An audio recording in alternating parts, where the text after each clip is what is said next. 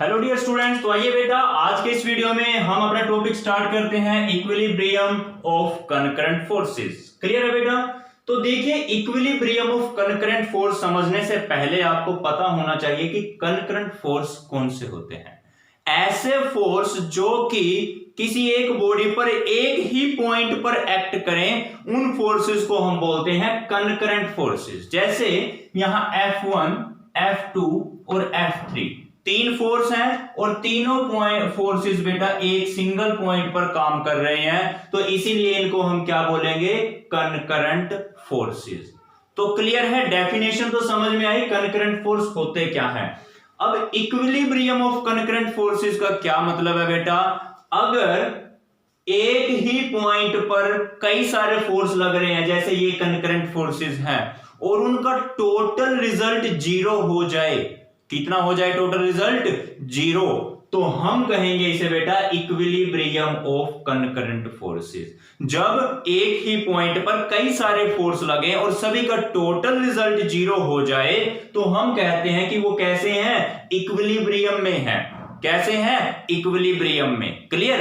अब देखिए, अपने पास दो फोर्स हैं, एक F1 एक F2 और तीसरा फोर्स F3।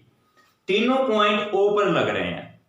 क्लियर? अब देखिए, F1 और F2 का टोटल रिजल्ट क्या बनेगा? F1 plus F2। कैसे आया ये देखिए। अब ये F2 था, ये मैंने यहां पर ड्रॉ कर लिया F2 को। अब ये F1 है, इसको उठा करके यहां भी तो रख सकता हूं ना, एज इट इज इसको उठा करके यहां रख दिया मैंने, तो ये हो गया अपना F2।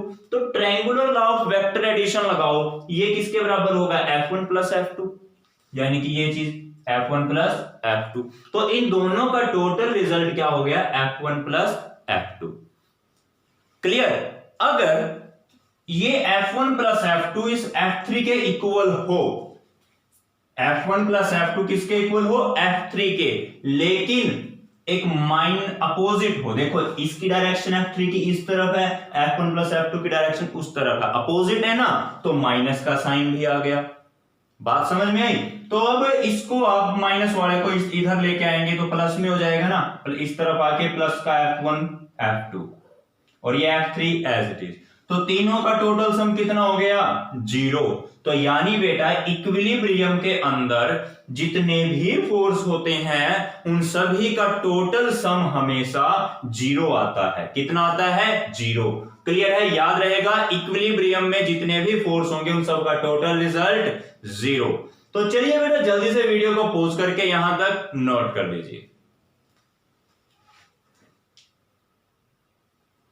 तो चलिए बेटा हम एक थ्योरम समझते हैं। थ्योरम का नेम है लेमिस थ्योरम।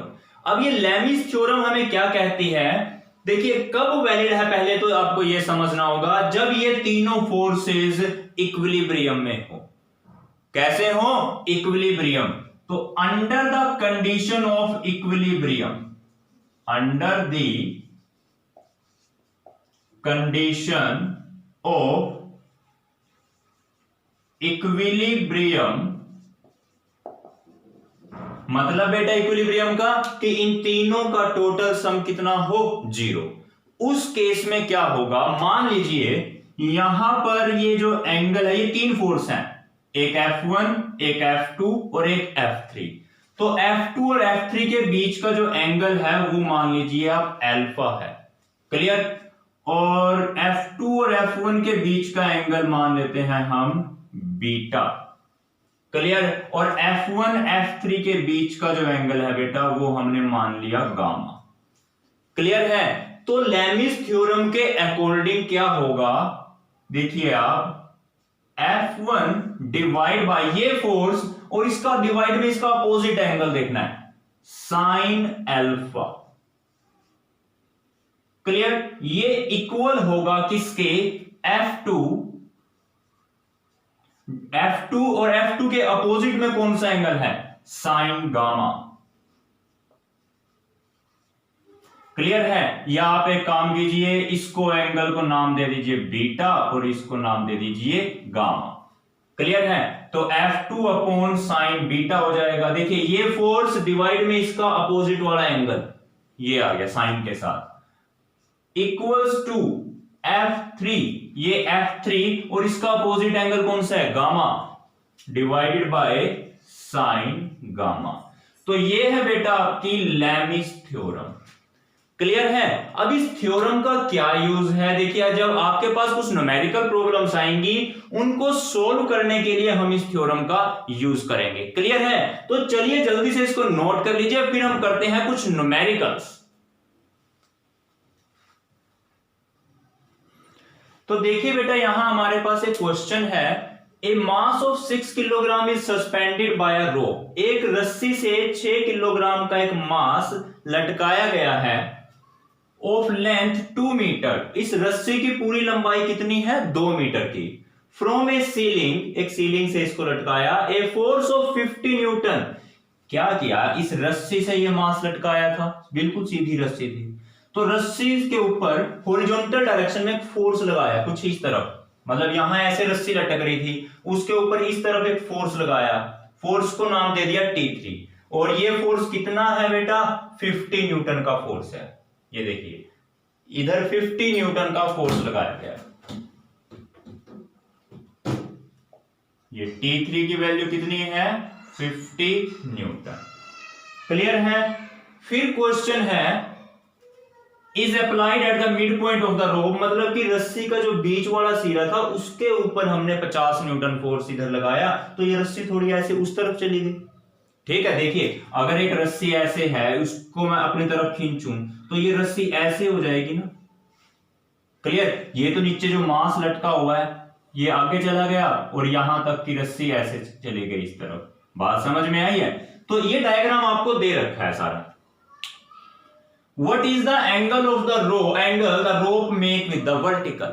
ये जो रस्सी है ये वर्टिकल के साथ कितना एंगल बनाती है, वर्टिकल यानी ये डायरेक्शन बेटा। देखिए यहां पर ये डायग्राम हमने खुद बनाया है, ये हमें दे रखा है। क्लियर। तो मैं इस डायग्राम को और सिंपल बनाता हूं। यहां पर ऊपर एक लाइन ड्रॉ कीजिए। ये क्या, कैसी लाइन है, वर्टिकल लाइन है ना। रस्सी का इस वर्टिकल लाइन के साथ एंगल बनाना है, तो यानी हमें एंगल थीटा निकालना है। क्या निकालना है बेटा, हमें एंगल थीटा। क्लियर है ना। तो ये रहा आपका T1। क्लियर। हमें निकालना है ये एंगल थीटा। तो अच्छा अब एक बात, एक चीज देखिए आप, ये T1 था। क्लियर है। तो ये फोर्स कितना होगा, अगर ये T1 है तो अगर ये एंगल थीटा हो गया तो ये कितना बनेगा अपने पास, T1 कोस थीटा। बात समझ में आई है। अच्छा अब एक चीज और देखिए आप, यहां पर ये एंगल कितना, थीटा, ये फोर्स T3। तो यहां पे एक परपेंडिकुलर लाइन ड्रॉ कीजिए। देखिए ये भी एक परपेंडिकुलर, ये भी एक परपेंडिकुलर, तो दोनों पैरेलल हो गए ना एक दूसरे के। ठीक है। तो ये एंगल और एक एंगल ये दोनों कैसे हैं, अल्टरनेट एंगल है ना। तो यानी कि बेटा ये भी एंगल थीटा ही होगा। ये तो बात ऑलरेडी अंडरस्टूड है यहां पर। तो ये एंगल थीटा और ये एंगल भी कितना हो जाएगा, थीटा। क्लियर है बेटा। यहां तक पहले ये चीज बताइए आप। ये तो हो गया अपना T1 कोस थीटा। अच्छा तो T1 कोस थीटा हमारे पास आ चुका है, तो ये वाला कंपोनेंट क्या होगा, अगर ये T1 कोस थीटा है तो ये क्या हो जाएगा, T1 साइन थीटा। क्योंकि हमने इस T1 को दो हिस्सों में तोड़ा ना, एक तो T1 कोस थीटा और एक T1 साइन थीटा। क्लियर है बेटा। यहां तक देखिए डायग्राम को समझ लिया, समझे, सारा काम फिनिश। क्लियर। अच्छा अब देखिए इसने बोला ये कंडीशन इक्विलिब्रियम के अंदर है, हमें गिवन है ये चीज। क्लियर है। एक मिनट, यहां पर शायद मैं लिखना भूल गया हूं बेटा, वर्टिकल यहां पर लिखा हुआ है in equilibrium, in equilibrium. Clear है ना। और G की वैल्यू 10 दे रखी है, ये आपको गिवन है इक्विलिब्रियम। तो इक्विलिब्रियम कंडीशन में क्या होता है, सारे नेट फोर्स जीरो हो जाता है ना, टोटल सभी फोर्स का टोटल रिजल्ट जीरो। अच्छा अब देखिए यहां पर ये बॉडी इक्विलिब्रियम है, तो यानी अपवर्ड फोर्स और डाउनवर्ड फोर्स दोनों क्या है, बराबर। ऊपर इस पॉइंट पर देखिए आप, इस पॉइंट पर ऊपर की ओर कौन सा फोर्स लग रहा है, T1 cos थीटा। आपको डायग्राम ये दे रखा है, यहां T1 cos थीटा नहीं दे रखा, हमने खुद निकाला है T1 cos थीटा। तो बेटा देखिए अब T1 cos थीटा ये किसके इक्वल है? अपवर्ड फोर्स बराबर है डाउनवर्ड फोर्स। क्लियर है? नीचे का फोर्स कितना है? जितना इस बॉडी का वेट है। तो 6 किलोग्राम वेट है ना, इसको न्यूटन में बदलना है हमने, और न्यूटन में बदलने के लिए मल्टीप्लाइड बाय 10 करना पड़ेगा। इसको किलोग्राम वेट से न्यूटन बनाने के लिए जी से मल्टीप्लाई कर दो, जी की वैल्यू कितनी है? 10।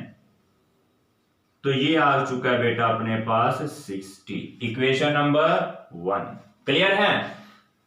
अब देखिए ऊपर वो अपवर्ड फोर्स डाउनवर्ड फोर्स के बराबर इक्विलिब्रियम है ना, इसीलिए बराबर है, तो ताकि टोटल रिजल्ट कितना आ जाए? 0। अब जितना लेफ्ट साइड में फोर्स लगेगा, सॉरी लेफ्ट साइड में, उतना ही राइट साइड में फोर्स लगेगा। लेफ्ट साइड का फोर्स और राइट साइड का फोर्स दोनों क्या होंगे? बराबर। तो यहां पर देखिए आप T1 sin theta that is equals to T3। ये है लेफ्ट साइड का फोर्स और ये है राइट साइड का फोर्स, दोनों बराबर। और T3 की वैल्यू कितनी दे रखी है आपको? 50। तो यानी कि बेटा ये हो गया आपका 50। ये है इक्वेशन नंबर 2। क्लियर? तो अच्छा एक काम कीजिए, आप इक्वेशन 2 डिवाइड बाय इक्वेशन 1 कीजिए।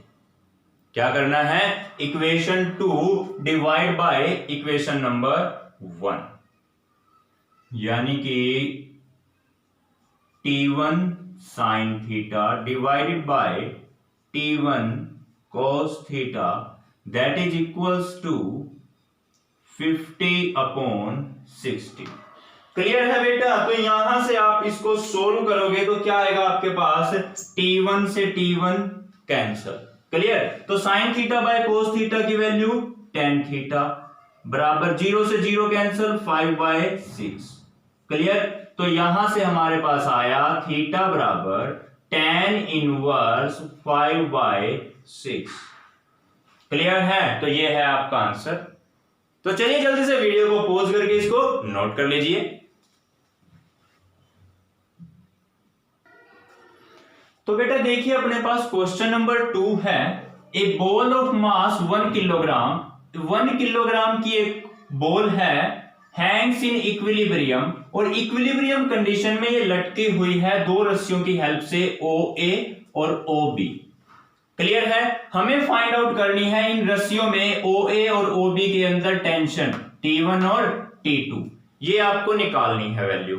क्लियर है? तो करिए, कैसे करोगे? अब देखिए हम इस क्वेश्चन को सोल्व करेंगे by using the Lami's theorem, क्योंकि इक्विलिब्रियम कंडीशन है ये, ठीक है, और इक्विलिब्रियम कंडीशन में लेमी थ्योरम वैलिड होती है। देखिए वही है, 3 फोर्स है यहां पर, 1 2 और 3। एक तो ये टेंशन है ना, स्ट्रिंग के अंदर इस तरफ खिंचाव है और इस स्ट्रिंग में इस तरफ का खिंचाव है T2, और एक जो मास है जो नीचे की तरफ फोर्स लगा रहा है, ये थर्ड फोर्स हो गया। क्लियर है बेटा? तो यहां पर हम यूज करेंगे किसका? लेमिस थ्योरम का। By using the Lami's theorem,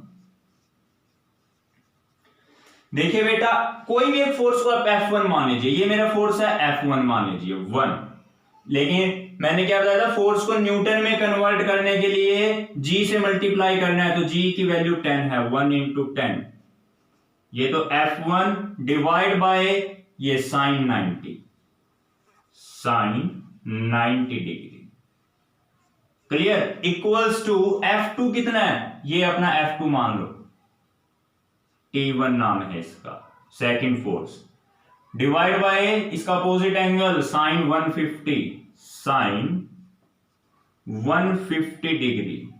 clear है बेटा? और जो बचा हुआ फोर्स है वो है T2, थर्ड फोर्स, इसका अपोजिट एंगल ये रहा 120 का, sin 120 डिग्री।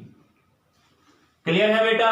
तो अब देखिए sin 90 की वैल्यू 1 होती है और ये ऊपर बच गया 10 divide by 1, T1 upon sin 150 किसके इक्वल होता है बेटा? ये वैल्यू आएगी sin 30 के। क्लियर है? अभी बताता हूं कैसे। और ये क्या है? T2 upon sin 60 degree. अब देखिए ये कैसे आया, देखिए साइन 150 को मैं कैसे लिख सकता हूं, sine 150 degree equal to the sine 180 minus 30।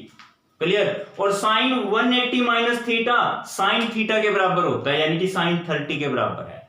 तो ये बराबर साइन 130 के, ऐसे ही ये हो जाएगा साइन 60, बिल्कुल जैसे हमने ये किया। क्लियर है ना बेटा, ये समझ में आना चाहिए ये कैसे किया।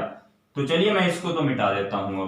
अब देखिए आप, मैं इन दो वैल्यूज का यूज करता हूं, 10 is equals to T1 into में ये साइन 30 इस तरफ आ गया। क्लियर। अब साइन 30 की वैल्यू होती है 1/2, ये 10 एज इट इज बराबर T1। तो ये वैल्यू कितनी आई बेटा, 5 न्यूटन T1 की वैल्यू। क्लियर है, समझ में आया। अब मैं इस वैल्यू को और इसको यूज करूंगा। ये तो आया कितना आपका 10, यहां पर इनटू में ये साइन 60 इस तरफ मल्टीप्लाई में हो गया, sign 60 equals to T2। Sign 60 की वैल्यू होती है बेटा √3 divide by 2 equals to T2। तो इसका आंसर आ जाएगा 5√3 न्यूटन। क्लियर है बेटा, तो अपना आंसर आ चुका है। तो चलिए वीडियो को पॉज करके इसको नोट डाउन कर लीजिए। तो ठीक है बेटा, आज के इस वीडियो में केवल इतना ही करेंगे। हम मिलते हैं अपने नेक्स्ट टॉपिक के साथ नेक्स्ट वीडियो में। तब तक के लिए bye bye, thank you and have a nice day.